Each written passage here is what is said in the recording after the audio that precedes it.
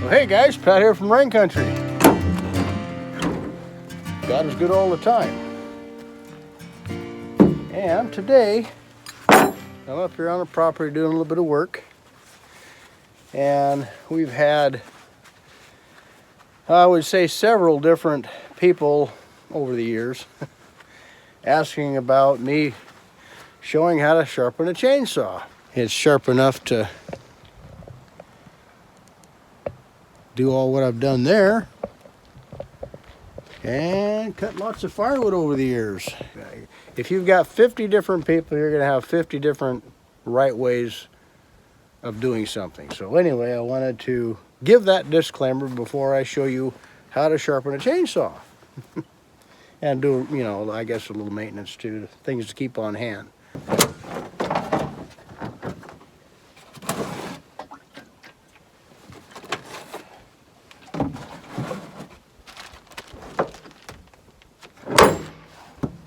I have an extra set of gloves. I have all kinds of stuff in this box here. I actually have a small power saw in here. I guess I can get that out and show it to you. Yeah, I've actually got a couple of these little saws. Not two of these saws, but two the same size saws. Or this is like a 180 still. You don't need any wrenches to tighten or loosen the chain or take the chain off. And it's an easy start. So the way you start this one is you have this little release here. You lock the choke on, and that locks in the choke. This little handle here, this little handle lock. You should have the chain brake on.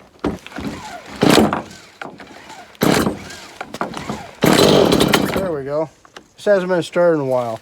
Once you get it to that point, just after you lock this with the finger lock in this device right up in here, and you push down the start lever, let's see on this side, and you push down the choke down to that point, then you can go to half choke up here, and then it should start.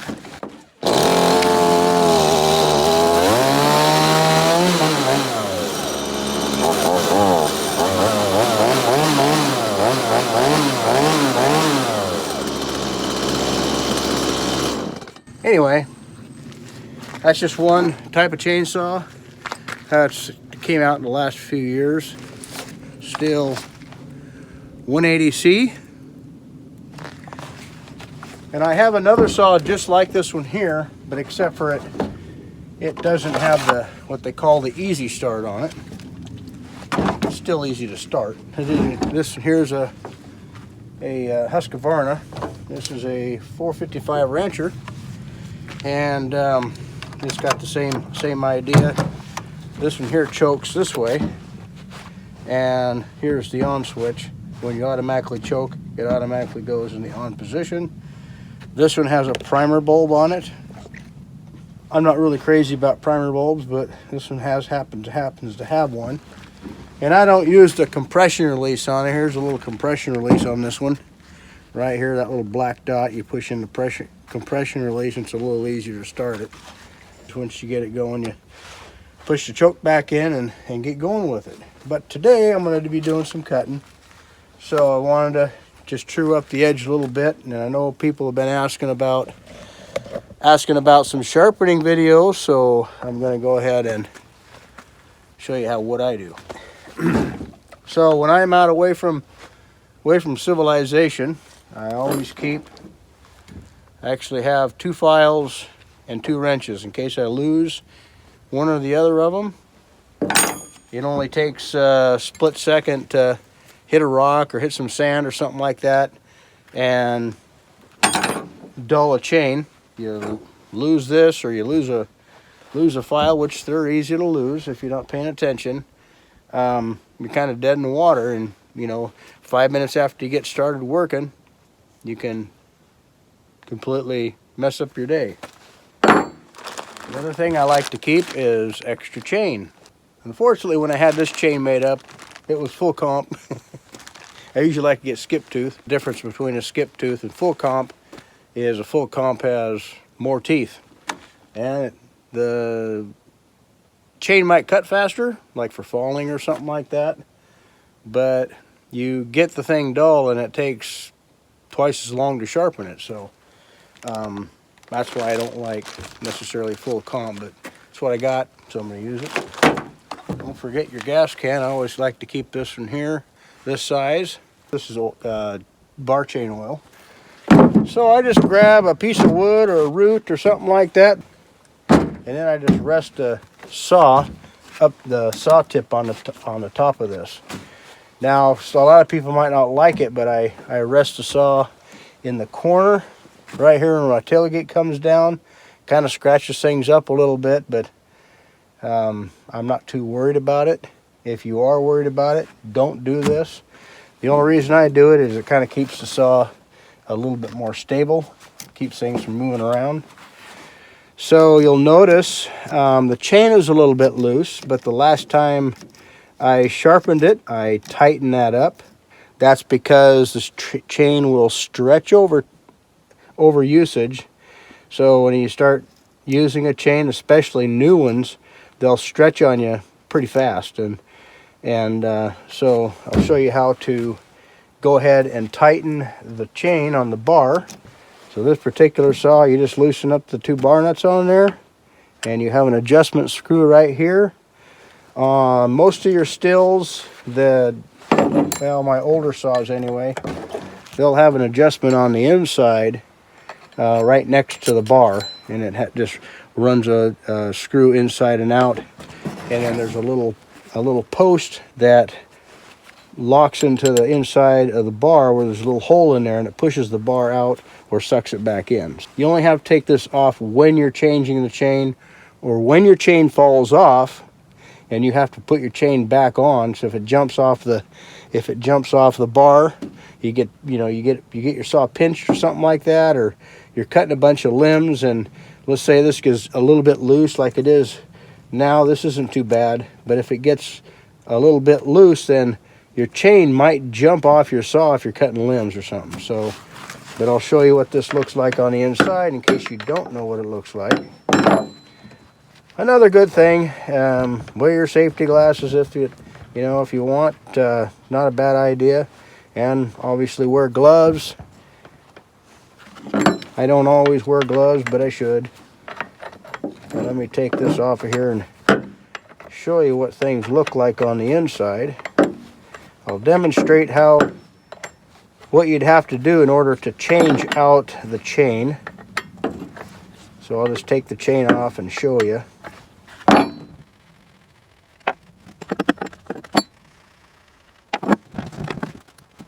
This is a brake right here.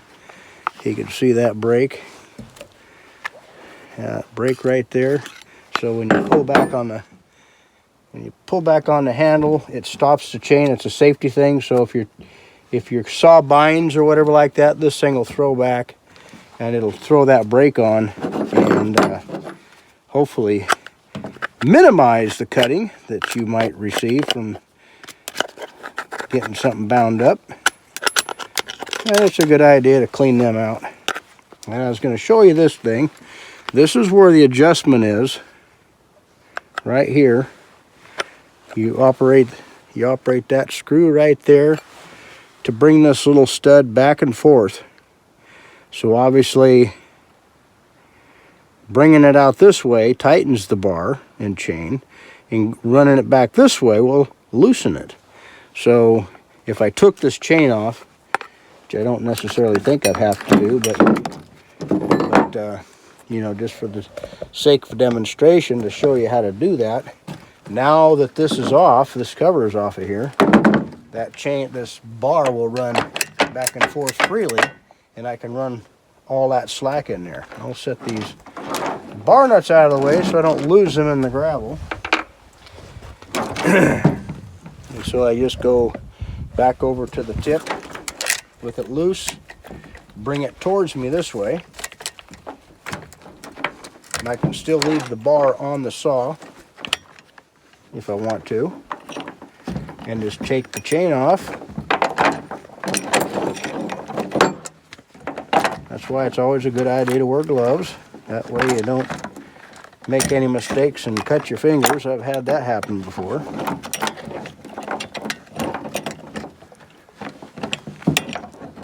Yeah. And you just take the chain off. Once you get to this point, you're going to make sure you put your chain on straight. Take all the loops out of it. Make sure you put it on to where the teeth are facing that way, or the cutting edge. You can see the cutting edge. Get close there. The cutting edge, this is the back of the tooth, and this is the front of the tooth.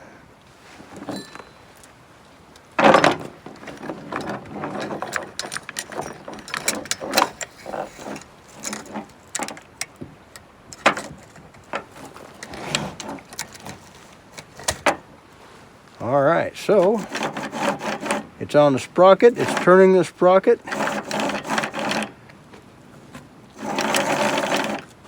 Put the cover back on. If it doesn't go on quite right, you can either pull the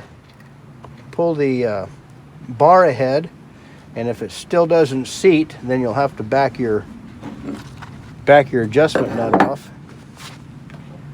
Your adjustment post, or the tightening post, or the loosening post, or whatever you want to call that guy.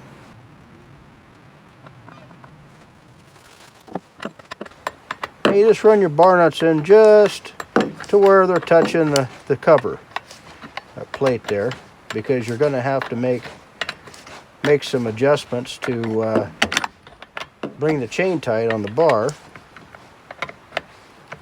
Okay, so it still turns nicely. And you can see you got to take all that slack out of there, so you go back to your adjustment nut, or your adjustment screw, and run this one clockwise. And so that post should be locked into the bar, and so it's bringing the bar ahead now. See how it's taking all the slack out of the chain? How tight do you make the chain? You can see how that's just kind of going slack on the bottom. I want to take a little more out of that, just to where it brings that up and touches the bottom. Pull that up a little bit. You're going to want to have a little bit of slack in there. You don't want it just so tight that you can't hardly move it. I always try to run a chain this way. When I'm grabbing it and pulling, I like to grab it so if my fingers slip, it's not slipping. My fingers aren't slipping that way and get cut with a tooth. I can't get cut if I'm pulling this way, because I'll be hitting the back side of the tooth. So you run this back, and just over time you're gonna feel, it's gonna feel right to you. I don't know how to explain that, but a visual. I see how you can pull that up, and the chain's still riding in the groove of the bar. That's about where I want to keep it, somewhere in there. And then I continue tightening up bar nuts.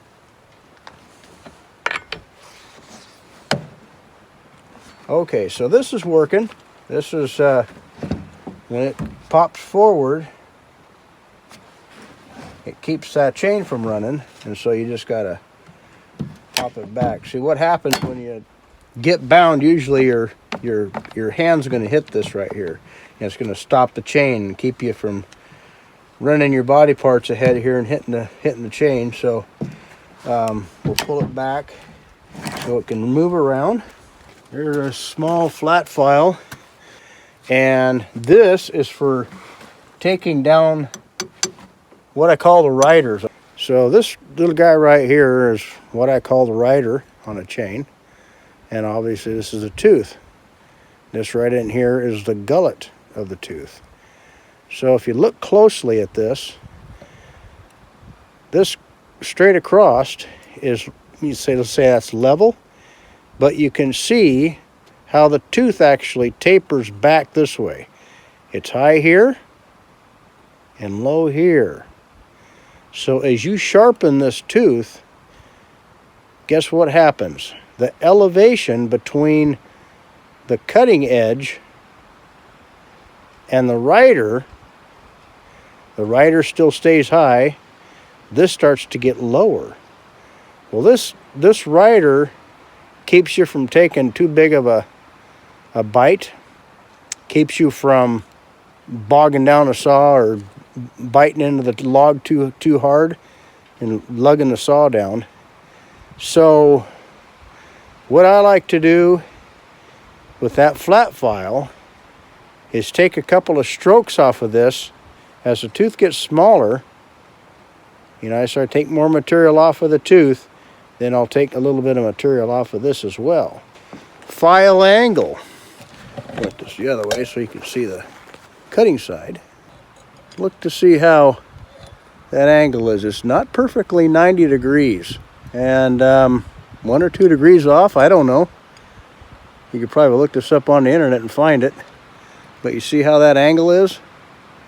That's not perfectly perpendicular. It doesn't make a 90-degree angle out from the side of the chain. The one thing about the riders, you can see that rider is just a little bit lower than the top of the tooth. So on this chain that I got here, you'll see I have it flattened off a little bit. So I might take a couple of strokes off there just to show you how it's done, or how I do it. And then the tooth obviously isn't at an angle this way. So I try to match that all the way down the tooth, and I also try to match the material between the front and the back when I'm sharpening. So anyway, let's go ahead and get started. What I like to do first, if I'm going to take these riders down, I'll take a couple of strokes.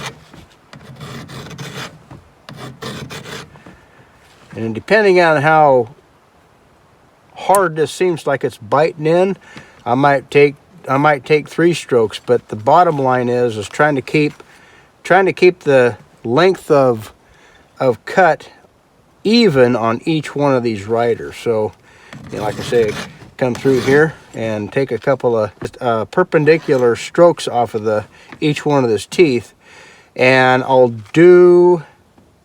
This is the side I'm going to be sharpening on, this side here, and I'll sharpen this tooth, and this tooth back here, and then the ones that are on the opposite side, I'll do those after I do this side. So when I'm going through here, I can take, if I'm going to do this particular process, I go through and get all the riders first.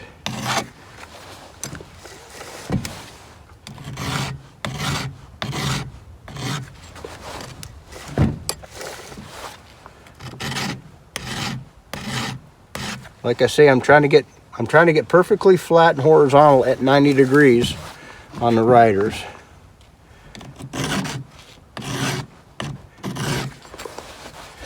And I like to get the riders first in case I hit the tooth,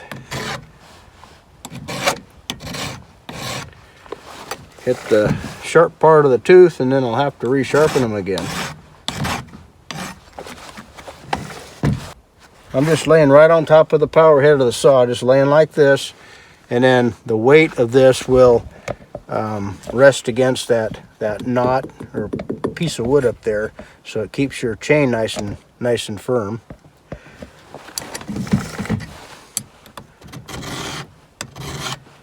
See, that had a good bite to it, so I just went twice on that one.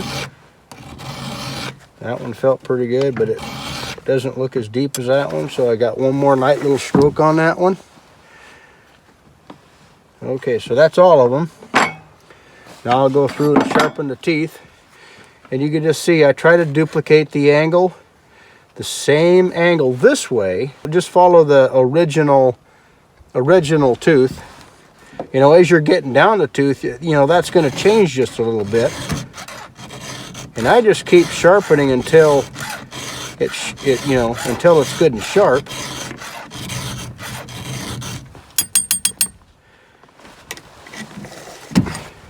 And then I try to match the distance here, on the short side with the short side on the next one that I follow. or that I sharpened. So I'm really paying attention.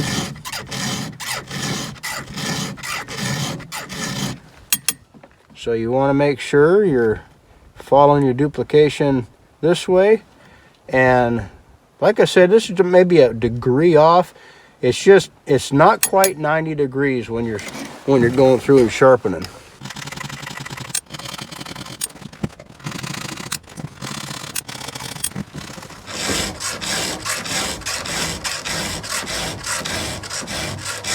Again, I'm always pushing the chain that way. I don't want to push back this way because it might cut me. I've had that happen before. That's why I learned the lesson.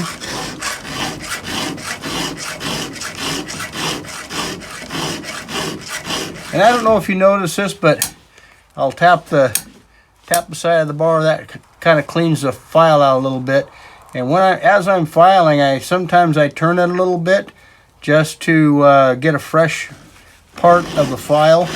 I'll just kind of rotate that along and rotating that every time I make a stroke.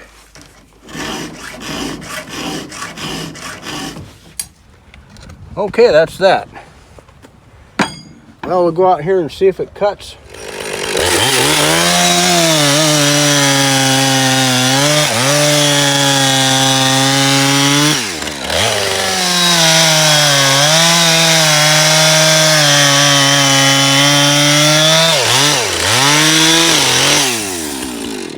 Okay, well, that's how I do it. Been doing this for a little while. I'm not saying I got the best way to do it, but it's a way to do it. Well, if you got any questions, let me know. I'll try to answer them the best I can. But thanks for your interest. Thanks for watching. Take care, and God bless.